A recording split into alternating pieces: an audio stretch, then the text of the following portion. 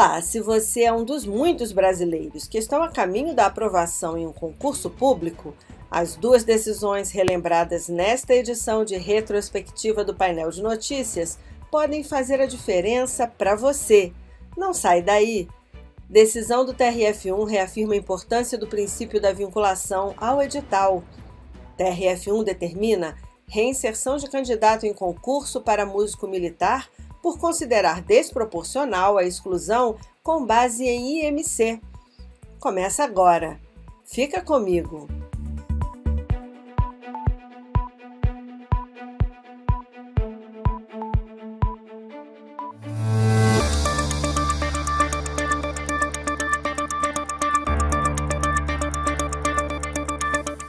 Muitos candidatos eliminados por critérios físicos desproporcionais em concursos públicos buscam a justiça, pois o judiciário tem reavaliado a legalidade e a razoabilidade de requisitos no edital, especialmente os que não possuem amparo legal específico, como o IMC, Índice de Massa Corporal. O entendimento tem sido que os critérios devem ser relacionados à função do cargo e não servirem como obstáculo à igualdade de oportunidades. Confira na reportagem de Fátima Uchoa. Alguns editais de concursos públicos impõem critérios físicos rigorosos aos candidatos, a exemplo do teste de aptidão física, na sigla TAF. Geralmente, são seleções voltadas a carreiras de segurança pública e militar, como a Polícia Civil e as Forças Armadas, Marinha, Aeronáutica e Exército. Ocorre que, quando as exigências ultrapassam a razoabilidade, as demandas podem ser judicializadas. Em uma delas, o Tribunal Regional Federal da Primeira Região se deparou com uma questão inusitada para decidir. Um edital de processo seletivo exigia índice de massa corporal, IMC, entre 18,5 e 29,9 para o ingresso na carreira de músico da Orquestra da Aeronáutica. Mas será que esse índice seria o critério mais apropriado para definir a condição real de saúde de um candidato nesse caso? Para isso, é preciso entender o que é de fato o IMC. Quem explica é o médico nutrólogo Durval Ribas Filho, que preside a Associação Brasileira de Nutrologia e que já atua na área da saúde há mais de 40 anos. O índice de massa corporal ele mostra uma relação que existe entre o peso e a altura, e é a altura ao quadrado. Então, de uma forma bem simples, a gente pega o peso individual, divide pela altura ao quadrado e você obtém um número. Com isso, a classificação ficou assim: o índice de massa corporal, IMC, de 18,5 até 25, ele é considerado uma pessoa normal, que nós chamamos de eutrófica. Se ele estiver de 25 a 30, é porque essa pessoa está com certo sobrepeso. Se ele tiver com índice de massa corporal de 30 a 35, é obesidade grau 1, de 35 a 40, obesidade grau 2, e de 40 para cima, obesidade grau 3. No caso julgado pela Justiça Federal da Primeira Região, na inspeção de saúde, o candidato foi considerado não apto para prosseguir no processo seletivo para a carreira de músico da Orquestra da Aeronáutica, com prestação de serviço militar voluntário em caráter temporário. Ele já havia sido aprovado nas primeiras 5 fases da seleção. Segundo o relator na 5ª turma do TRF1, desembargador federal Eduardo Martins da Rocha, a exclusão do concorrente com base unicamente na obesidade foi desproporcional, pois nos autos não foi apresentado elemento concreto que demonstrasse que a referida condição de saúde por si só o impediria de desempenhar as atividades típicas de um músico militar. Assim, foi determinada a reinserção do autor no processo seletivo. A advogada e professora universitária Ana Beatriz Presgrave, que atuou nesse caso, pondera que quando se exclui um candidato por causa do IMC, há princípios constitucionais sendo desprezados. O judiciário entendeu que seria uma discriminação indevida. Não tem nenhuma relação, não tem uma causa que justifique. Então, o primeiro princípio que a gente vê surgindo aí é o próprio da isonomia.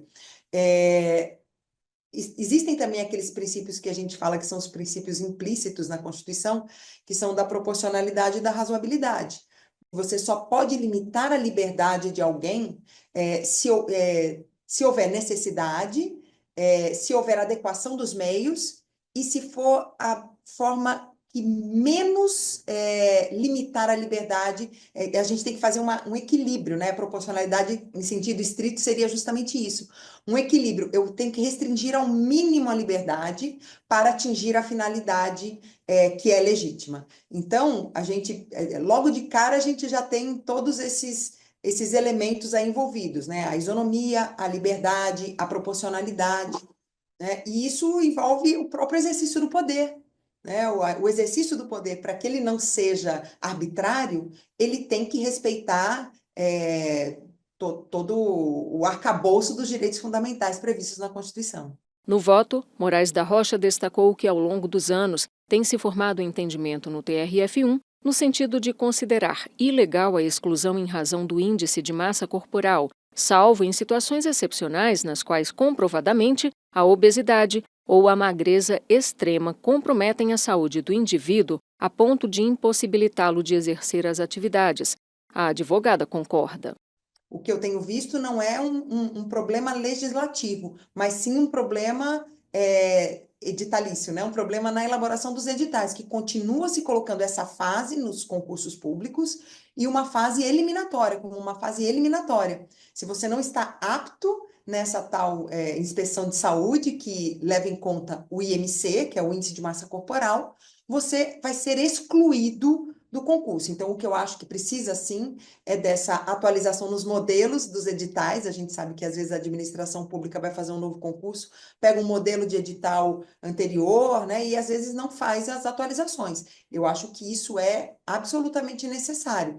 Retirar esse tipo de exame que considera o IMC como um critério para aprovar ou reprovar uma pessoa num concurso público. A gente entende, por exemplo, que exista um teste de aptidão física, que é o tal do TAF, para quem vai exercer um cargo de polícia ostensiva. Então, se você vai ter que correr, vai ter que ir correr atrás de um suspeito, etc., se você tem que ter uma capacidade física boa para exercer bem o seu cargo. Se você não ter capacidade física boa, for fazer alguma diferença.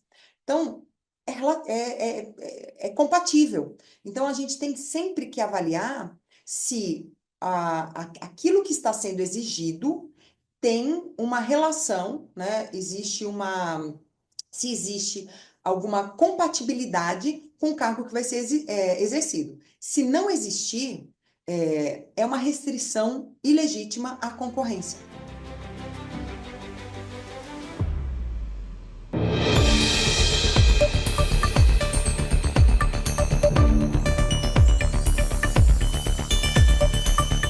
Para milhares de brasileiros, a aprovação em um concurso público representa a realização de um sonho, estabilidade, segurança financeira e um futuro profissional promissor.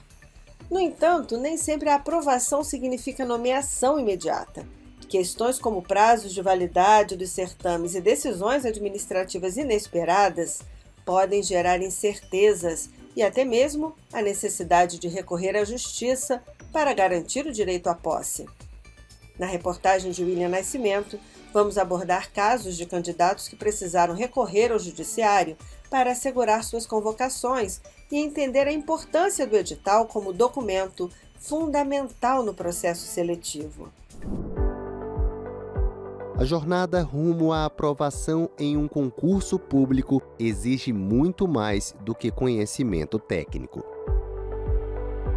Disciplina, foco e resiliência são fundamentais para quem sonha com o serviço público. E por ser o concurso a única forma de ingresso, quando ocorre algum problema, a saída é recorrer à Justiça Federal. Foi o que fez Rodrigo Gomes, a fim de assegurar sua nomeação depois de ser aprovado para o Banco do Brasil em 2012. Consegui ser classificado dentro da quantidade de vagas, mas chamaram pouquíssimas pessoas, aproximadamente ali umas 300, 350 pessoas foram chamadas. Então, ali em 2014, mais ou menos, eu ingressei com ação judicial contra o banco, porque já tinha passado do prazo de validade do concurso. E aí eu consegui, através da ação judicial, ser convocado. E aí eu fui convocado em 2015. O advogado especialista em direito administrativo Pedro Rodrigues explica que a ausência de uma legislação específica que regulamente os concursos públicos gera muitos problemas e torna o edital a principal referência. A partir do momento que a gente não tem uma legislação tão específica que engloba os concursos públicos federais, nós temos o edital fazendo lei entre todos aqueles que estão envolvidos. Então é o edital que vai trazer prazo, obviamente, para a realização das etapas, vai trazer o prazo entre uma fase e outra do concurso, se for o caso, e vai trazer, obviamente, ali os prazos para a entrega de algum documento, conferência de alguma situação específica do candidato. Então a principal observância é o edital do concurso público em aberto. A validade do concurso é uma das muitas questões que chegam à Justiça. Um tema, inclusive, regulamentado pelo artigo 37, inciso 2, da Constituição Federal de 1988, que prevê que o prazo de validade dos concursos públicos é de 2 anos, podendo ser prorrogado uma única vez por igual período. Mas e se a decisão de um órgão público for de reduzir o prazo de validade de um concurso? Um caso assim foi analisado pelo TRF da Primeira Região. Um engenheiro civil aprovado em 3º lugar em um concurso do INSS precisou recorrer ao judiciário após a autarquia reduzir esse prazo de 2 para 1 ano. Teve decisão favorável na primeira instância da Justiça Federal, que assegurou a ele o direito de ver respeitado o prazo originalmente previsto no edital. No entanto, o INSS recorreu alegando que a administração pública pode definir esses prazos. O desembargador federal Carlos Augusto Pires Brandão, ao julgar o caso, destacou que a divulgação do prazo de validade gera expectativas legítimas nos candidatos, influenciando até mesmo suas decisões sobre participar de outros concursos. O entendimento que, segundo o advogado Pedro Rodrigues, reforça a necessidade de respeito ao edital. A discricionariedade da administração, ela tem um limite. Ela tem um resguardo dentro do princípio da legalidade, o princípio da isonomia e o princípio da vinculação ao edital.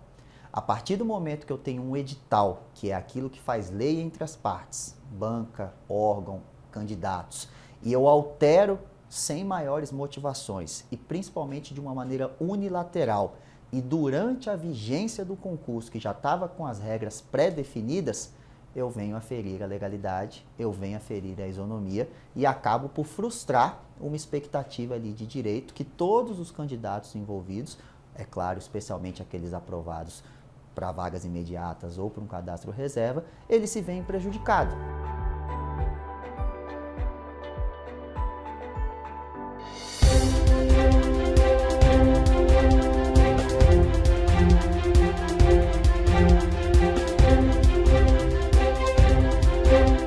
Vamos ficando por aqui e eu encerro essa edição convidando você a continuar conectado no portal do TRF1 e nas redes sociais, Facebook, YouTube e Instagram. E na semana que vem tem mais uma edição do Painel de Notícias. Até a próxima. Tchau!